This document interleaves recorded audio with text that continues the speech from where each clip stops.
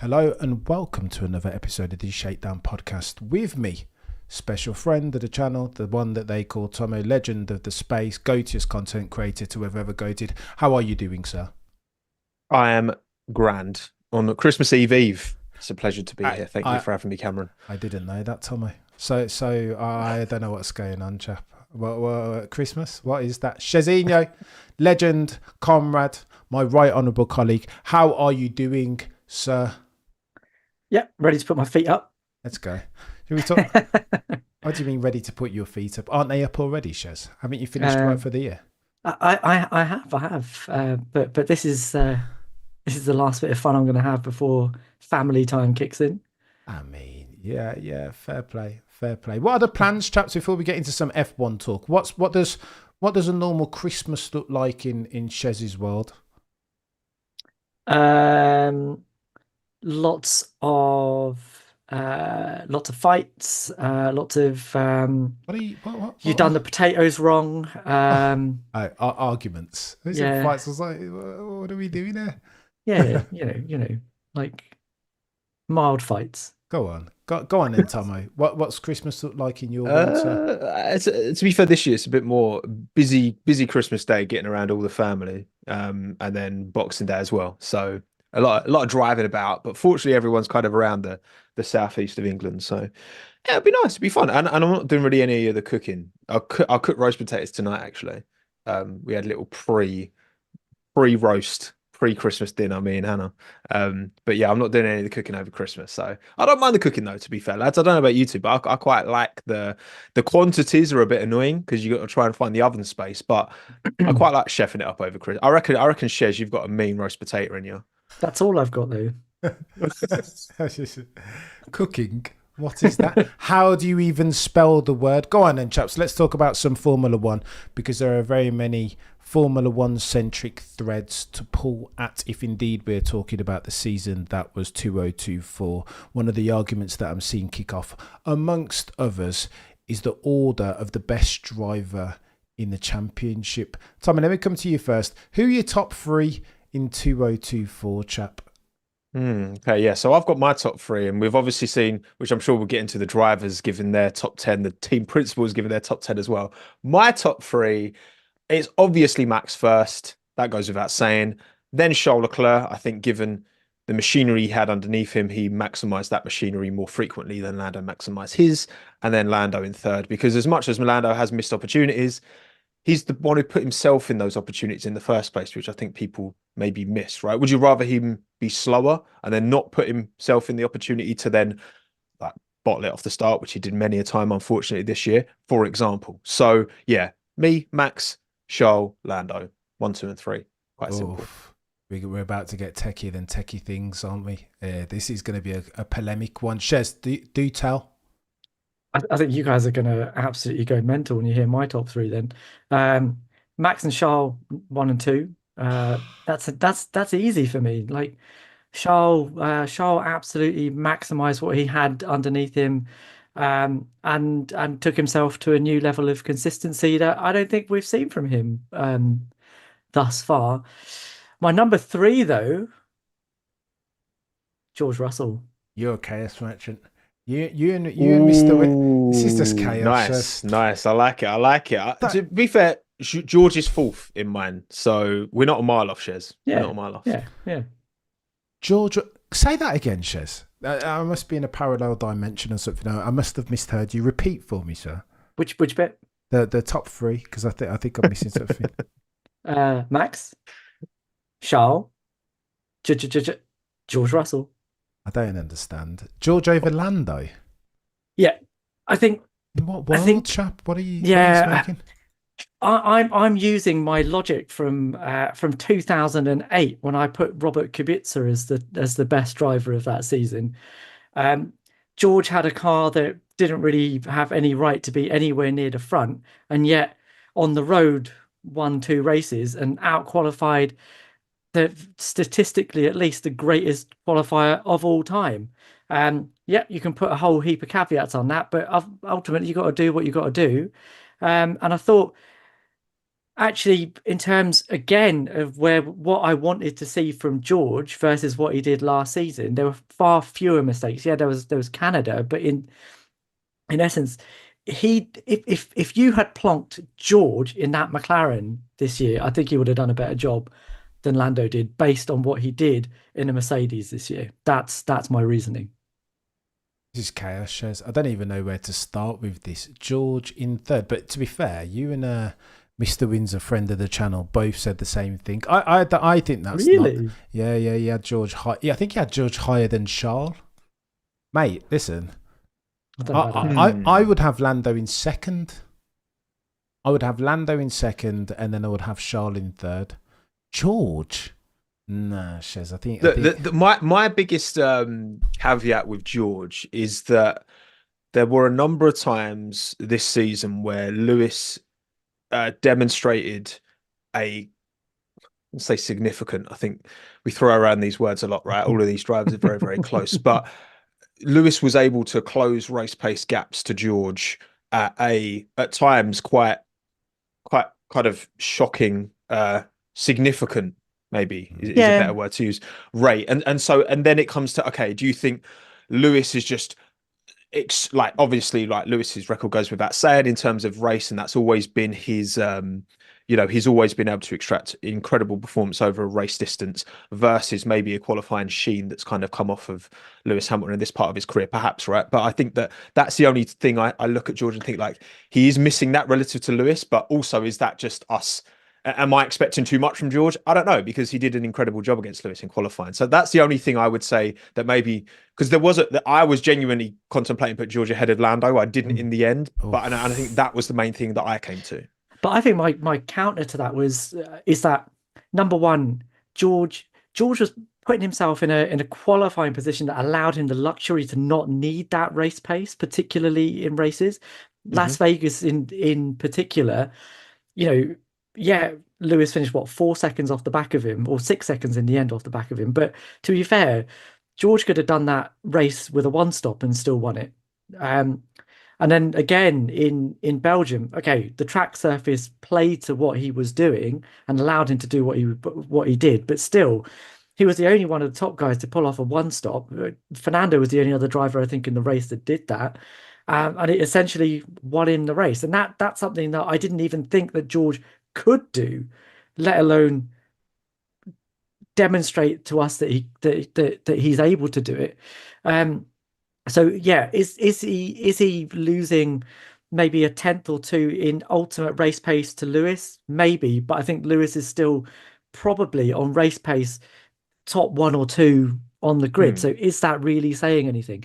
And when you look at Lando in the same position, look at his Monza drive, for example. He got a bit angry and just chewed up his tires and allowed Charles Leclerc to do what he did. So it's too techy, Shez. You're too techy. I come with examples, though.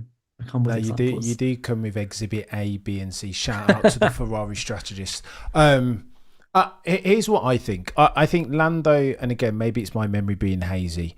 I think Lando at his best, let's take the Dutch Grand Prix as an example, was like right there with Max. Okay, so you got to normalise for the fact that he had ostensibly the quickest machine underneath him. Cool. But I feel like when his flame burned bright, it burned brightest. I can't really remember seeing George. Okay, so Spa was really, really good, but was it at that Lando, Max, Lewis level? I'd argue not. And so for me, the way that I ingest my very unique brand of F1, it's the peaks rather than the mean, Shez. And I would argue that Lando's peaks are just like, hang on, this dude genuinely, he's got me smoking the Lando Norris fumes, right? Like, I'm like, oh my God, this dude can be champion because when he's at his best, he looks and feels and smells like a champion. You know what I mean? I've got a question. Go on, I Tom. want to interject, right? Let's was go. there, and this is a question because I can't think off the top of my head, was there a single weekend where the Mercedes was quick, where, you can, I mean, good friend of ours, Alda, so he put a video together talking about like going through when each Grand Prix, which was the quickest car, right? And I think maybe there's like 3-4 weekends this year, you can say the Mercedes was like the quickest on that configuration, be that Vegas, be that Belgium, etc., etc. Like, I feel like George maximized. I could be wrong. I feel like he maximized every time that Mercedes was quick, which was a lot less frequently than the McLaren. And when the McLaren was quickest, through Lando and the McLaren, or slash a combination of both, they extracted the maximum of their package far less frequently as a percentage than George did in his Mercedes when that was the best car. That's what I think anyway. Yeah, I mean, the counter to that is that the opportunities for Lando to have that opportunity to do that were greater than what George had, right? So I'd say George probably had a chance to absolutely maximize it in Canada and fluffed it. That's probably the one that you could say he could have done better. But then again, it was cooler conditions in qualifying where the Mercedes just operated better, and he was still neck and neck with Max on time, wasn't he? He made a lot of mistakes in that race as well. Yeah. So he didn't absolutely do the best he could have done in the race. Yeah. And he was out qualified by Lewis in Belgium, not by a lot, but by enough that it meant that he had to go on the counter strategy, which he absolutely did the best from. And in Vegas, it was all him. So I don't know. I do on the whole agree with you that I think of the three races where I think Mercedes really had a grip on a win, 2 out of those 3, George maximized what he had underneath him. Lando had more opportunities, yes, I take your point. I don't think he made the most of every single opportunity in the way that maybe George did the majority of the time. But there is a fast car tax to be paid in F1 though. I take your point, Tomo. Maybe I'm not normalising enough for the delta between McLaren and Mercedes. Maybe George did maximise in a different way than did Lando. But mate, I'm excuse me for allowing the bright lights to dazzle me, right? Lando in the Dutch Grand Prix, 20 seconds plus down the road from Max. Hang on a second. It felt generational to me. So what about Lando at the Singapore Grand Prix? Lando Singapore? Yeah, 3 times almost in the wall with no pressure. Yeah, well, this is the downside. Go on and let's talk about this since you segue nice and neatly onto it, Shez. Can Lando still got a cheeky mistake of the unforced variety in his locker? That much is true.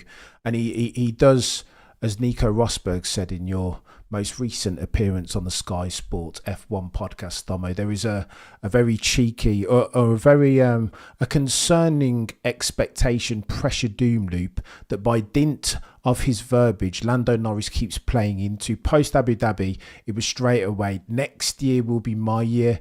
And I don't think he needs that pressure on his not insubstantial shoulders, let's say. Shez, let me ask you this question.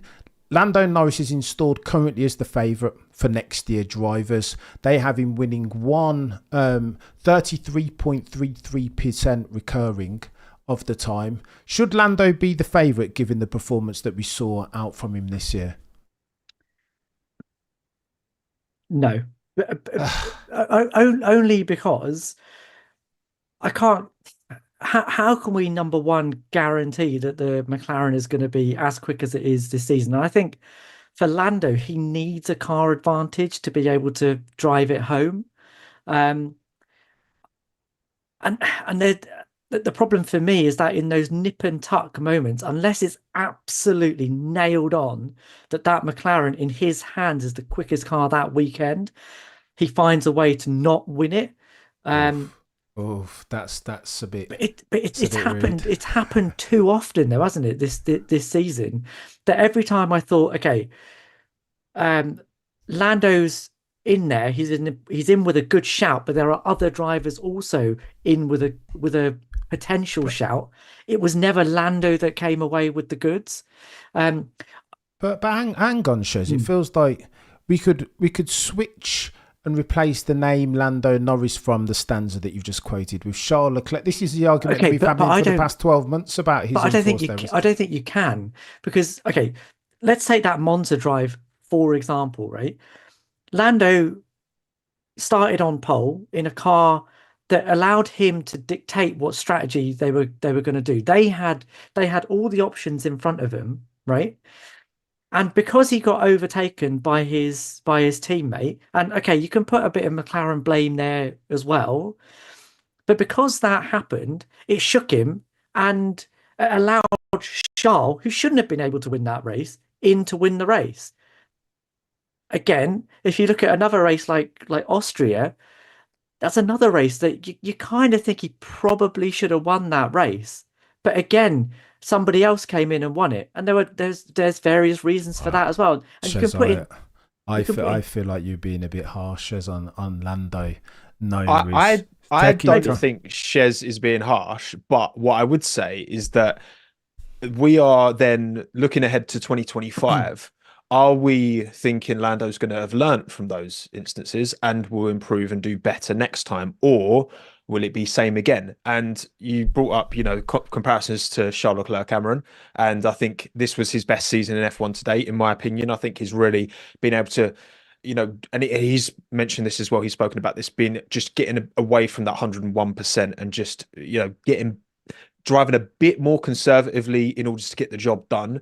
You look at Max when he was Verstappen in his early days, right? And he dialed it back and he changed and he's improved as a driver. And are we looking, I'm looking ahead for Oscar Piastri next year, and I'm assuming he's going to learn from the, that slight one lap deficit he had to Lando and the learnings he took from year 1 to year 2. Yes, of course, Lando Norris has been in F1 since 2018, right? Sorry, 2019. But is he going to learn? Is he going to improve? Is he going to be better for these mistakes, errors, whatever you want to call it, or not? And I think that's where I'm kind of, when you say about favourite for next year, Cameron, that's where I don't know. I feel like we've got a whole winter of car development that's going to come, and the Red Bull will probably fix some of their problems. The Ferrari said they're going to make a 99% new car.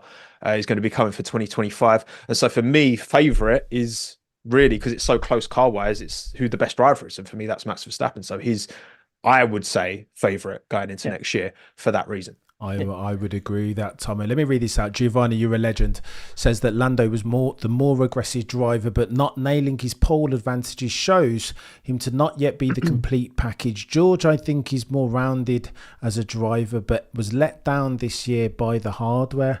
It's a bit techie, this. I hope Lando... Go on, Ches. I was going to say, actually, that Lando has at least shown some evidence that he is learning, though. Like, the pole conversion changed. So from Singapore and Abu Dhabi, he did understand how to not bottle it at the first corner.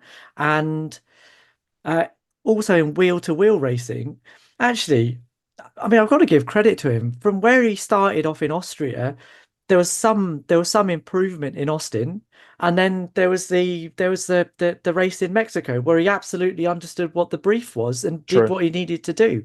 So there is an understanding then. If he can keep doing that, maybe I'll need to change my opinion. But right now, I can't, and it is difficult, I think, to learn what to do in the middle of a title battle. Well. I don't know. Lando's issues for me. Did you guys see the stat that said that Max Verstappen, of all the times when he'd started on pole, only once he hadn't got to the end of that lap in first? It's almost like he's the antithesis to his old mate Lando, who, I don't know, how many times did he start on pole? Like 8 or 9, and then only like 2 of those he managed to get to the end of the last lap. Those are simple things to fix for, aren't they, Tom? There's not many drivers, though, who, like, even Charles Leclerc, I remember Vegas last year where he was on the outside and Max just kind of, pushed him off the track, right?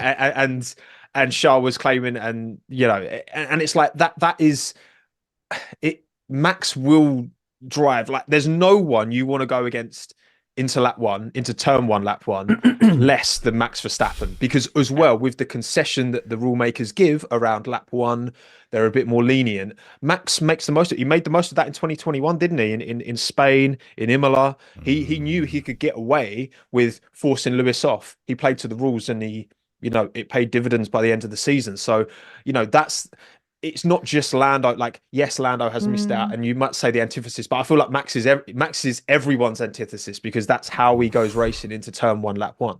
But I This think is that only really happened in Austin. But most of the time, when Lando lost positions off the line, it was him being too aggressive. You look at Spain, he focused too much on Max, tried to push him into the wall, and George Russell went round the outside of him.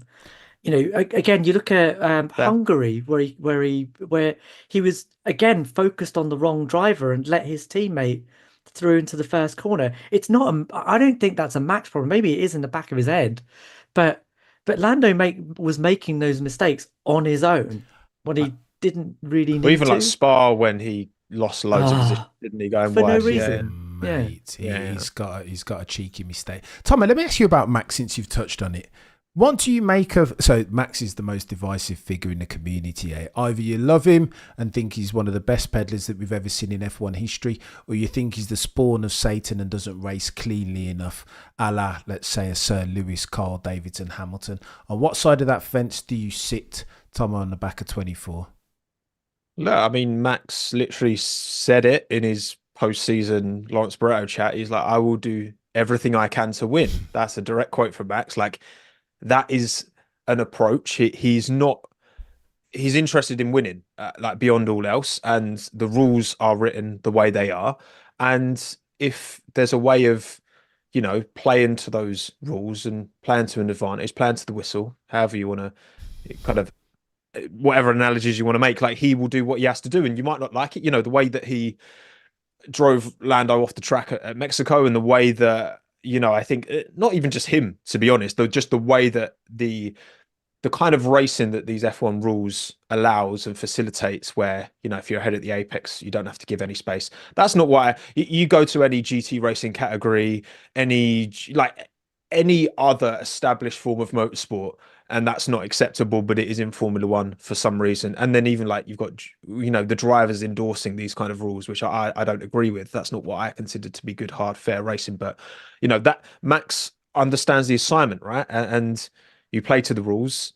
He gets it done. You might not always like it, but I respect it, because I think you kind of have to. I really do. You don't have to like it, in the same way that when I was growing up, Man United were winning football games left, right, and centre and dominating English football. I didn't like them, but you kind of have to respect what they did and what they achieved. And if you're going to beat him, then you either do it his way and play at the edge of the rules. And I think that's what Charles really good at, racing Max in the way that he races, but also Charles races others in a very, very, I think, fair, and I think his racecraft is better than anyone on the grid.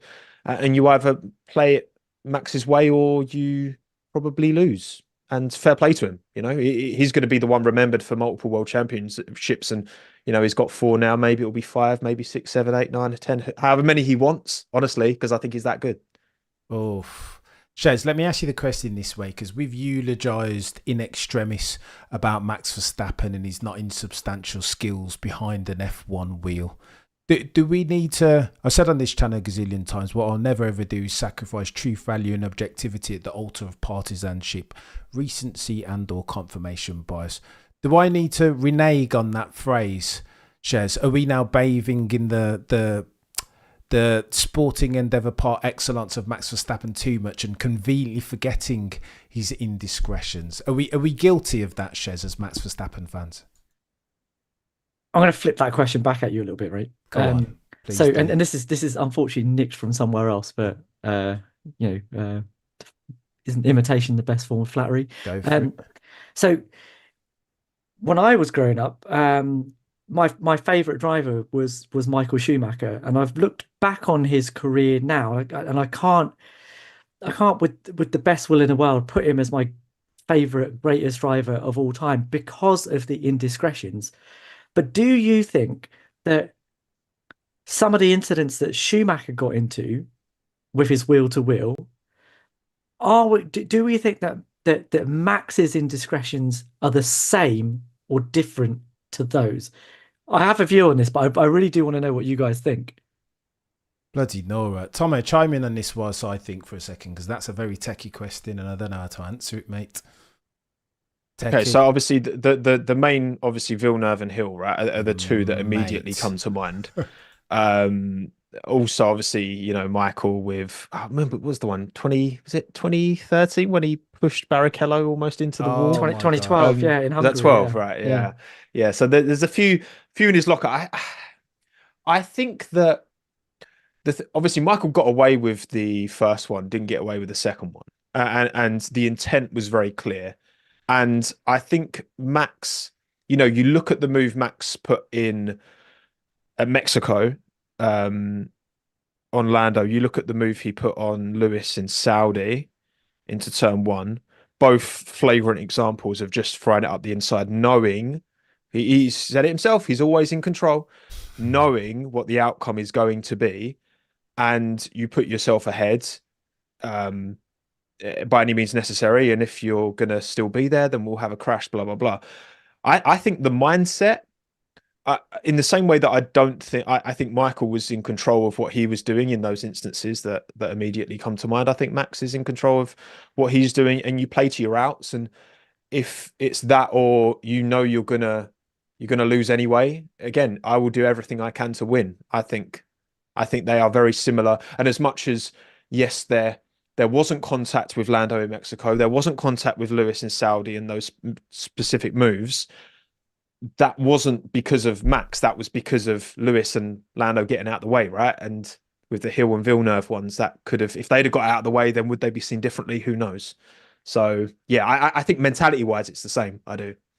Oh, I don't know the answer to this question. I'll answer this honestly, Shez, as honestly as I possibly can. I think the lens through which I view F1 has changed over time. In 1994 Adelaide, I was absolutely fuming. Me and my old man watching that. I'd never at that point seen injustice to that extent. Like, I just felt like I didn't even want to watch F1 again, Shez. I just felt I was rooting for Damon. I felt like he deserved it, and I just thought, nah, I can't get. Ever since that point in '94, Shez, my relationship with Michael has never been the same. And then 97 again, and then he wants to park it up in Raskas. I was like, this is despicable. But there is something in Max Verstappen.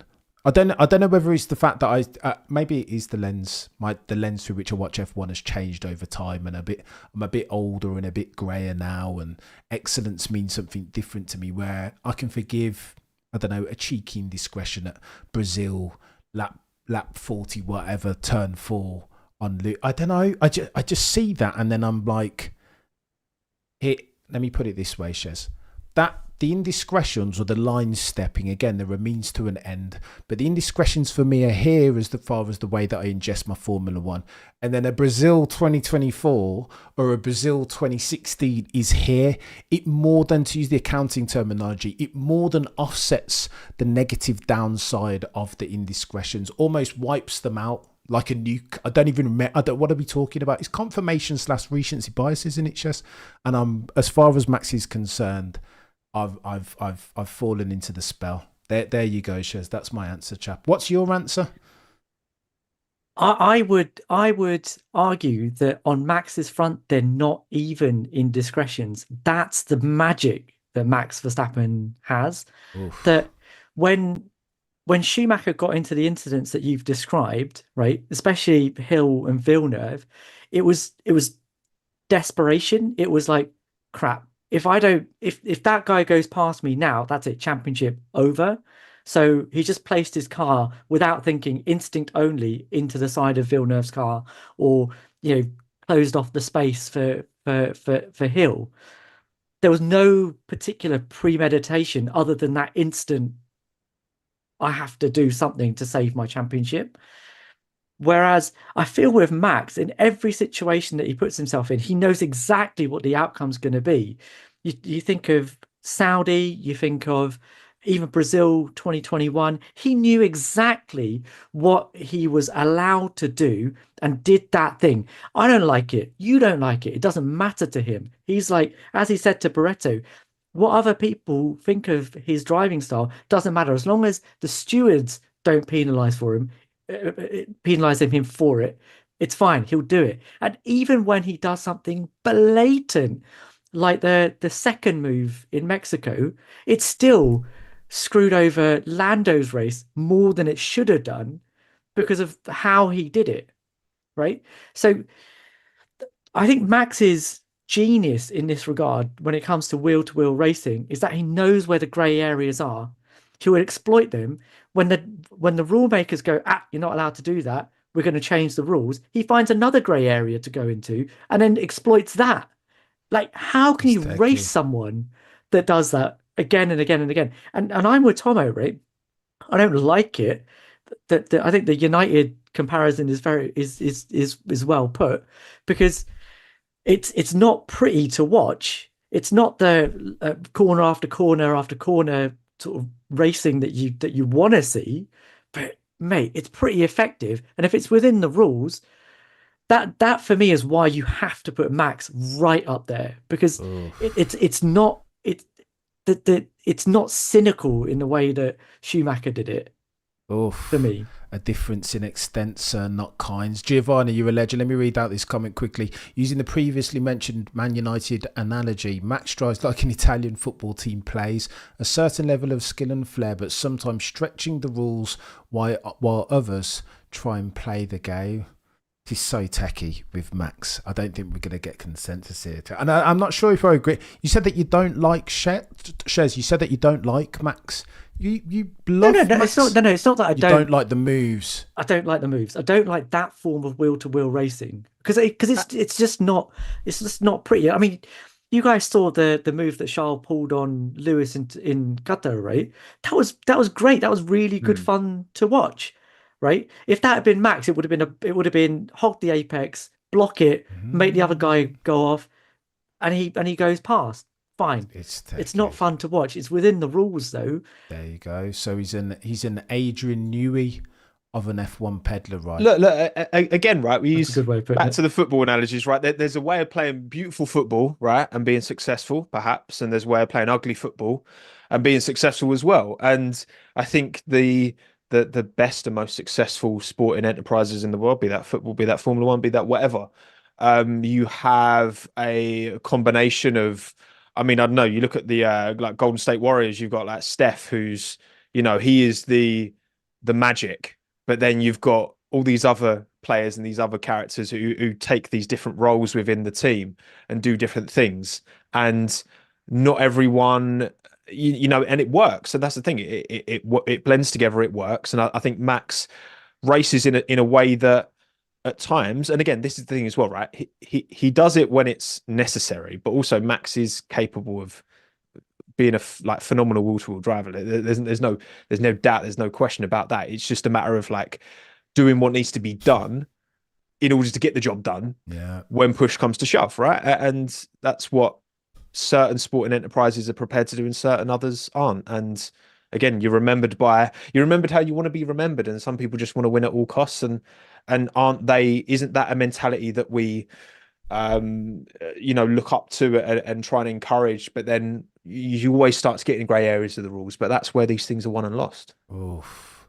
Preach, Tomo. I think it's the brightness of the flame that turns me into a moth. I just think when he does something like Brazil, I'm like, hang on, I don't understand. P17 to P1 in 43 laps, and for the remaining 16 laps, he goes and sets purple laps every single lap, back to back to back. I'm like, if that's not metronomic, then I don't know what is. As we round third base, chaps, I want to talk about one of the other more pertinent stories in the year that's been 2024. Tomo, talk to me about Lewis Hamilton, because again, if we're going to get techie and get divisive, on one side of the fence sit Colt/Team LH, who cries sabotage. He was mistreated at the hand of Mercedes. There's no way that he could be getting thrashed to that extent by George Russell in the same bloody car, unless it wasn't something of that ilk.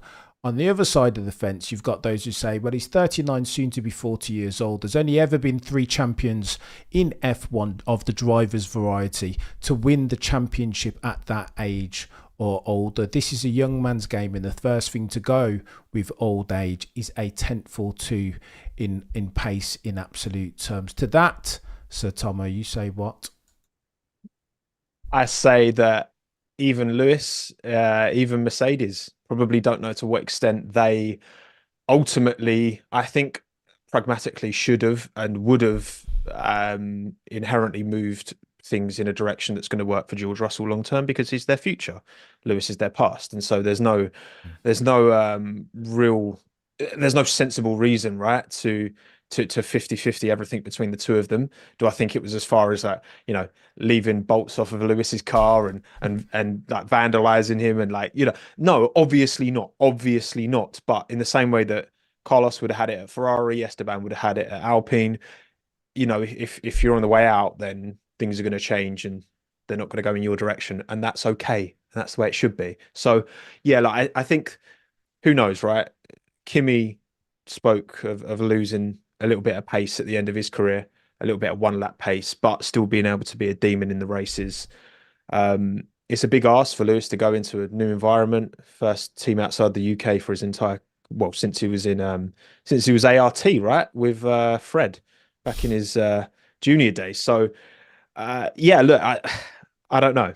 That's the short answer. I ain't got a Scooby, and I hope it works out for him at Ferrari. I really do, because the story of that would be incredible. But yeah, you got to look at his age in the same way every Fernando Alonso fan will be sick of people talking about his age, but they're going to keep talking about it until he retires, because it's not normal to go on for this long, right? You forget that Sebastian is like 3 years younger than Lewis, and he's been retired for the longest time now. So yeah, I mean, it really does depend on how he can adapt to that environment, get a good team around him. It's in Ferrari's best interest it works out, and they make, the 2, 3, probably 2 years, I reckon we'll get a Lewis in Ferrari before he does finally hang up his gloves. And I hope they're a good couple, because yeah, Charles Leclerc is a monster. Oh and my gosh. I think Charles gonna wipe the floor of him in qualifying. Absolutely. Oh, the humanity, Tomo. And that wouldn't be, if you looked at these, took away the name Lewis Hamilton and just looked at everything without the attachment of a name. That's not a controversial thing to say. You look at what George has done to Lewis in one lap, and you're going into Charles Leclerc's territory, his team, and he's arguably the fastest over a lap. Oh. I think it's a huge ask for Lewis to get anywhere near Charles over a lap, to be honest.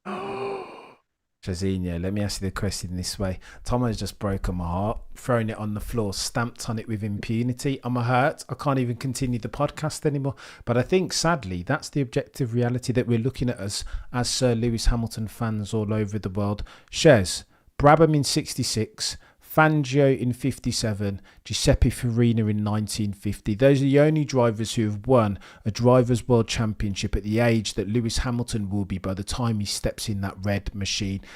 Let me ask you the question this way, sir.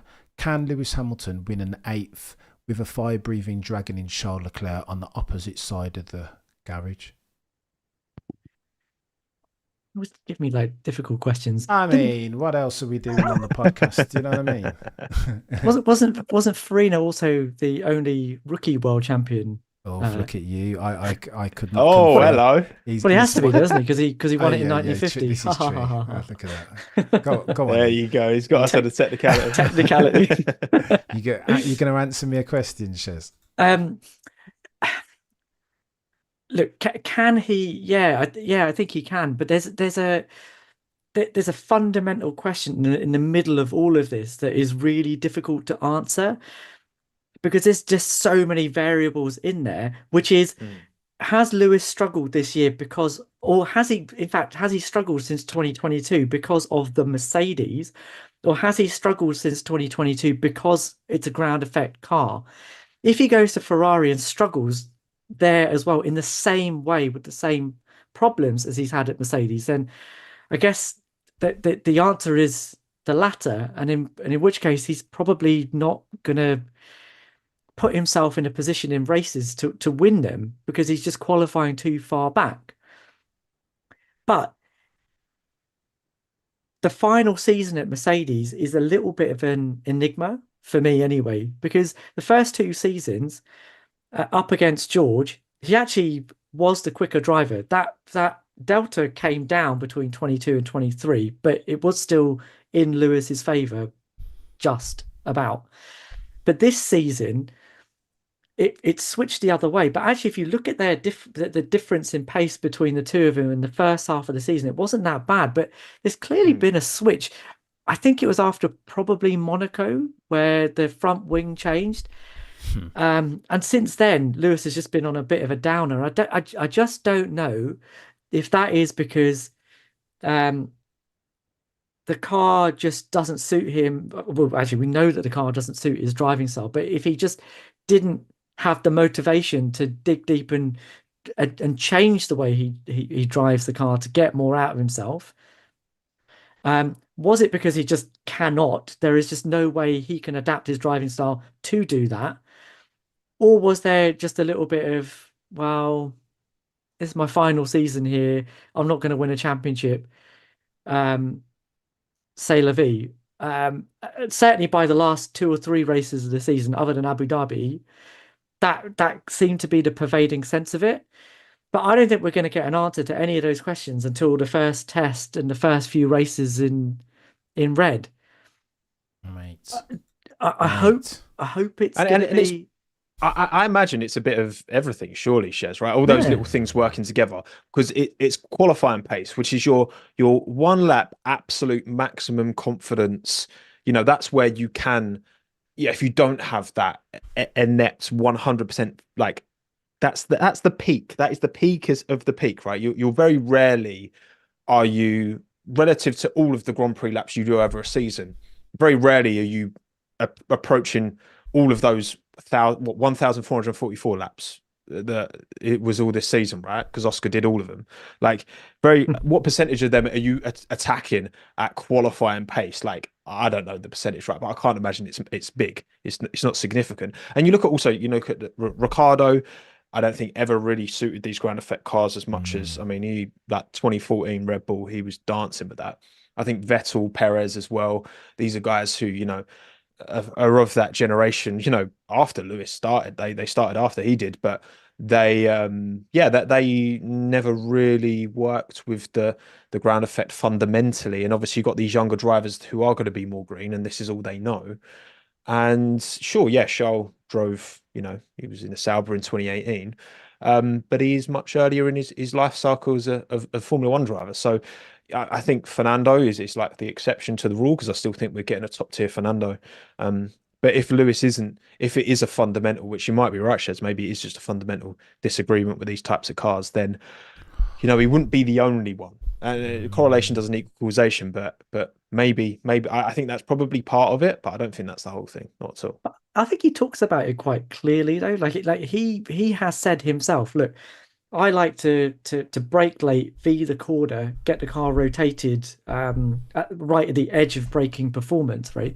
But these cars don't like you doing that. If you brake too late, the fronts lock, and you then don't get the rotation, or you get the rotation, it gives you an unstable rear. And I think he's just reached a threshold where that just doesn't work for him anymore. Lando, like Cameron, we talked about this as well, didn't we? About Lando's. Chaos. Yeah, about Lando's driving style. Like Lando says that he gets into qualifying mode and he just wants to attack. He wants to brake really late, turn in late, like really put pressure on that front axle. And he found that when he did that, rather than gaining a tenth, he was losing a tenth. And that I feel is something that Lewis this season has just not been prepared to do. He's just kind of said, look, this is my style. True. It's worked for me for what, 16, 17 years. I'm just going to keep doing it.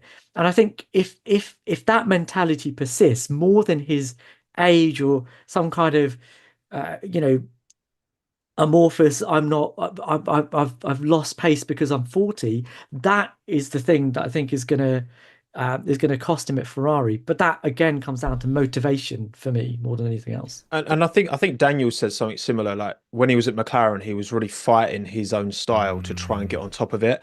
And then after it didn't work out at McLaren, he went back and eventually got back into a racing bulls. He was like, I'm not going to do that anymore. I'm just going to drive in a style that's like natural to me. And unfortunately, neither worked for Daniel. He couldn't force himself to drive McLaren the McLaren way, but also his natural style just wouldn't work with and unfortunately his time in F1's over. So Bless yeah, him. it can go one or two. I do wonder, when Lewis and Jensen were at the same team, when they were both at McLaren back in the day, they had very, very different styles. And you think of it, where Jensen was so much more smooth than Lewis with his inputs both on the steering wheel and the pedals.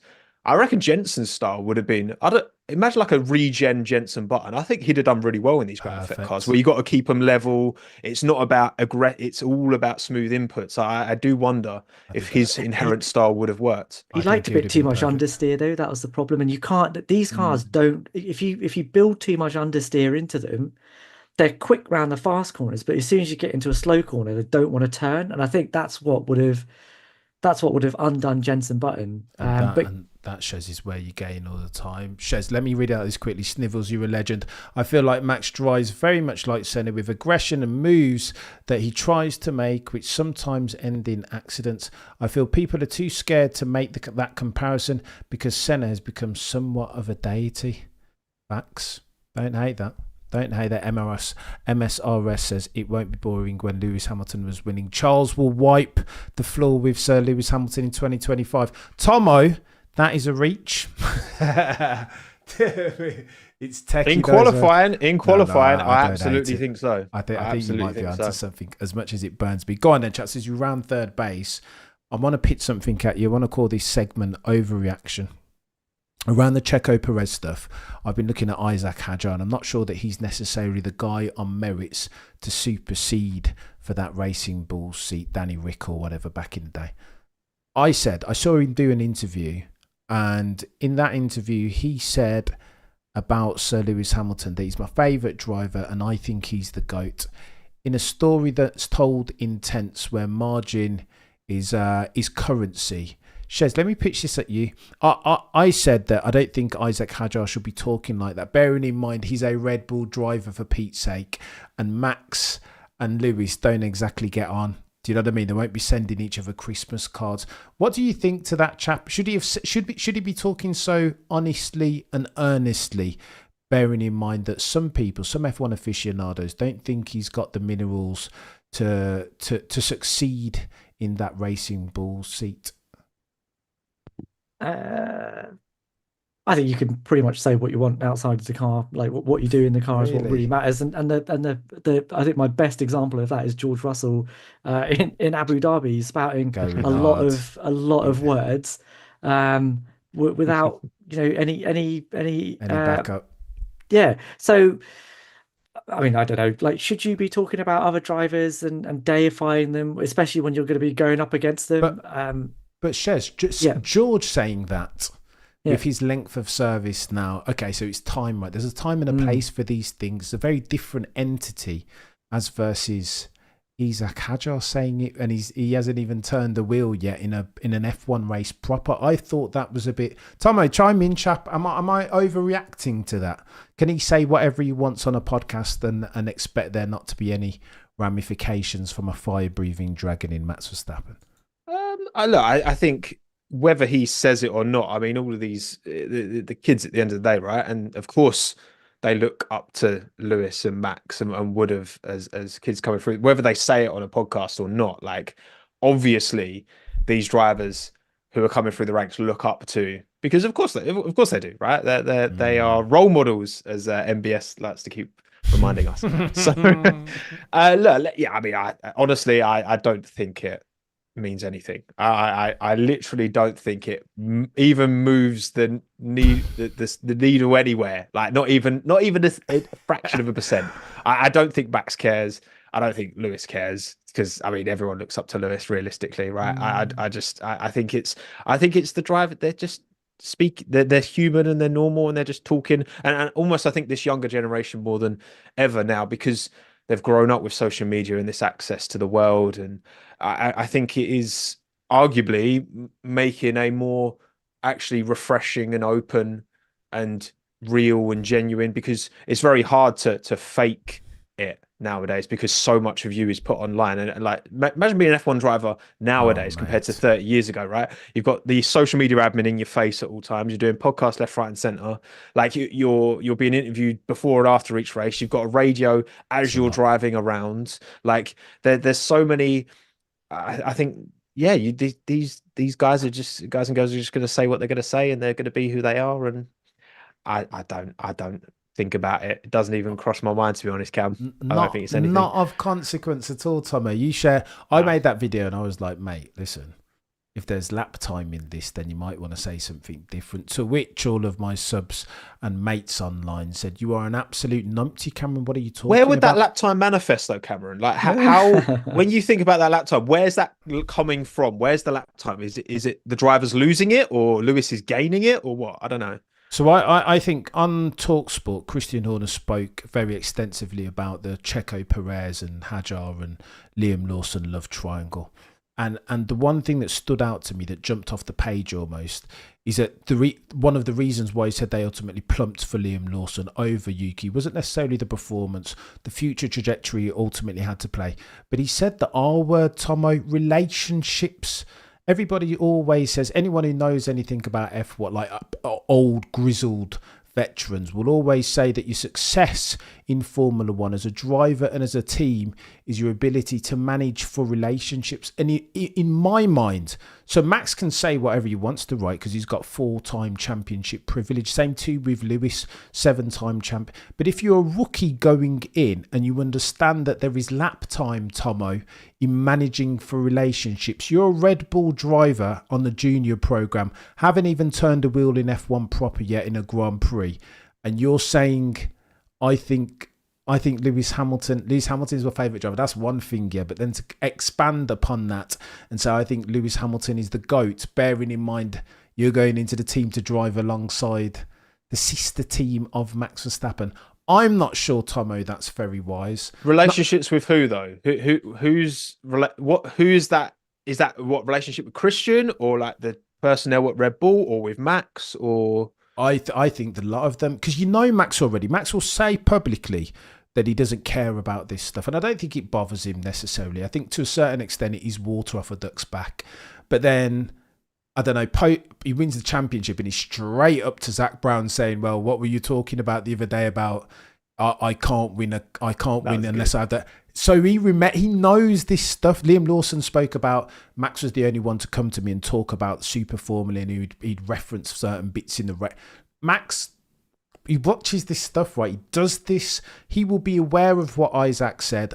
Who knows whether it will impact him at some point in the future. It may or may not. But if you are Isaac Hadjar going into your first Grand Prix, and again, all of the Red Bull buds that have watched his FP1 and said, I'm not sure, he moans more than he drives the car quick. I'm like, well, why would you? Do you know what I mean, Tomo? Why would you? What's the benefit from saying that other than just being a truthful jock? Do you know what I mean? Like currying favour with the fans. If you're talking about if you've got the further my career lenses on, what's the upside to saying that, Tomo? I would argue zero, chap. Like, why would you? I don't know. I think he's just being honest. And if anything, if he's like, oh yeah, Max is my GOAT, I think that almost just comes across as pandering more than just him being real and just being like, well, I don't think Max gives a toss what Hadjar thinks, who Hadjar thinks is the GOAT. To be honest, I just think that, yeah, I think it's kind of just refreshing and it's honest. And also, like, you got like Callum Nichols, who's Red Bull mechanic, and he's spoken about his admiration for Lewis and what all he's done for the sport and that. So I don't think it's this super like every team is like hates each other. Like I know you're not saying that, no one's saying that, but I think it's even more close than we realize as fans. Like these team personnel, they travel together. The amount of people who've worked for multiple teams, right? It's a traveling circus. And I think, yeah, people wear different colors and represent different teams, but all in all, more often than not, I think it's more of just a big family where like everyone kind of respects, at least the drivers, I think, broadly respect one another and the team personnel broadly respect one another. So I don't think it's quite as, I don't read into it. I think Shez has got something good to say about this. I feel it. Go on, Shez. Oh no, that's too much pressure. But the first thing is I think Max is going to answer back when it's something directly at him, right? So if Isaac Hadjar had said that, oh, I think that Max was the less good driver in 2021 or something, then yeah, fair enough. I mean, Max is going to come back at him at some point and say, what did you say about me in 2021? Because that's what he was coming back at Zach Brown about. But when it's about another driver, like as you say, Tomo, I don't think Max is even going to register that on his massive radar. The other thing is, like, there have been plenty of drivers that have gone up against their own heroes on the same track. And it's not affected their performance. Carlos Sainz is the perfect example. He's like absolute like best buds with Fernando Alonso, but when they go wheel to wheel, there's no holds barred. It's not like he Oh goes yeah, of course. after you, old man. No. Um, I understand that. I just, I don't know. Maybe I'm putting. I think you're reading too much into You it, think so, Cam. Tom? I think you're reading way too much into That's it. what everybody said. Everyone's like, "What are you barking at the wrong tree, Cam?" But I just, yeah, I don't know.